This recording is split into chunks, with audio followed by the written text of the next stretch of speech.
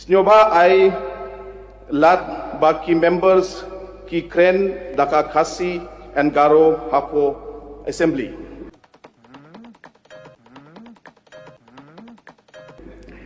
Mr. Deputy Speaker, sir, angaya chol kurai. Nak nitru anchini Honorable Speaker kuang mula skinga anchini languages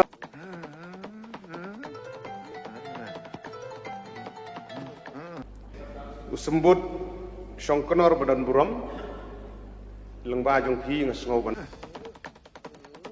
nai ko beli kerpang ya Menteri Rangba Badan Buram jongka jela ke jongi